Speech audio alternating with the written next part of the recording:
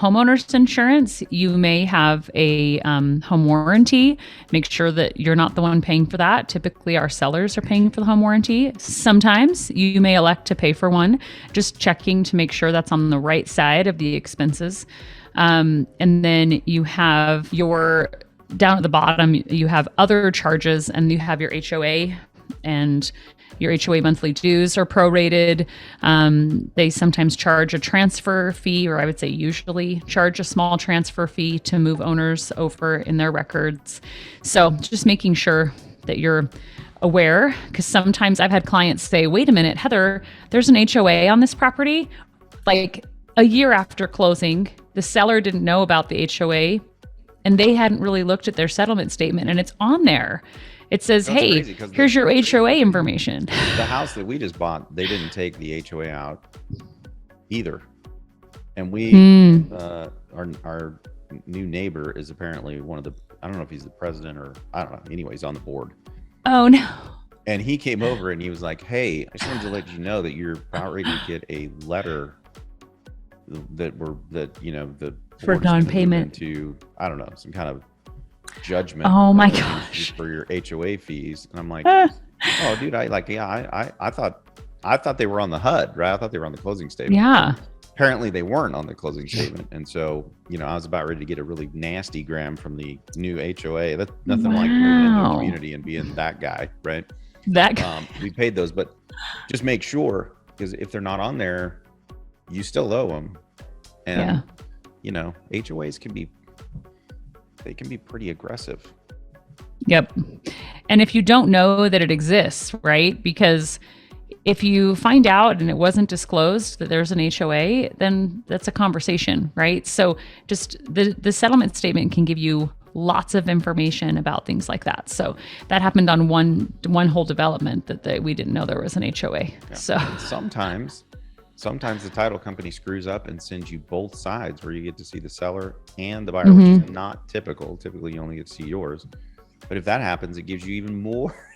It gives you even more information, because it gives you everything that they're paying and what they're making and everything else.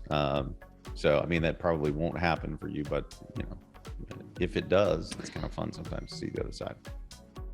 So another thing that I'll mention also, I feel like I'm on a list here, but you're capped on a conventional loan at 2% of the purchase price in incentives. So $100,000 house, you can have no more than $2,000 of like closing costs or any seller incentives to get you to buy the property, right? Put in place, I'm sure, to prevent fraud and all sorts of shenanigans. But sometimes on our contracts, we will have 2% closing costs and the seller to pay the property manager a credit at closing. We've done that a couple times, and we're doing it a little more frequently right now. That will not be on your settlement statement, because that would take the balance over 2%. And where it's prepaying for a property management fee, the lender's okay with it, but it cannot be on the settlement statement. So that has to be handled outside of closing. And we have, a team in our office to make sure that happens. But not a bad thing to follow up and say, hey, is that credit at the property management company yet? What's happening, right? Before I sign this, I want to know a plan. Well, and, the other thing is that you read your statement, you should be able to see it on your statement, which I guess, a HUD is not a whole lot different than your statements. It's just an accounting of what's happening in the transaction, which is exactly the same thing as your monthly statements are. It's an accounting of what has happened or transpired during the past month with your property. And so you should read both of those and understand what they are. I don't know if I should even bring this up, Heather. I may be jumping into something that is way too complex, but I'm curious because this is fresh on my mind. We just underwrote a deal that a guy brought us, multifamily deal, and I hadn't looked at the top of the P&L when they sent it over, the T12, but my asset manager Erica caught it that they had sent us over the T12 in accrual instead of cash. And so if you don't understand the difference between accrual and cash accounting, cash is what happened this month happened this month, and to break it down into its simplest form. And then accrual is, if I was supposed to get paid this month, then I'm going to account for it this month, whether it came or it didn't come, right? And the same thing with bills. If it was due this month and I didn't pay it, doesn't matter. I'm putting it in the books, right? Wow. So it's like accounts receivable. That can cause problems if you send over an accrual statement.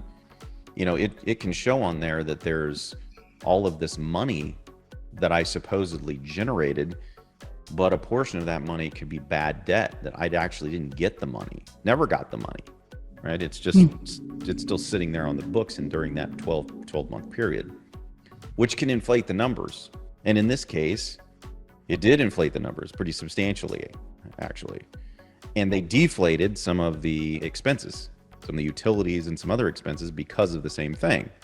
And so when you're getting your statements, it's really important to understand what you're getting. Almost all of you are going to be getting cash.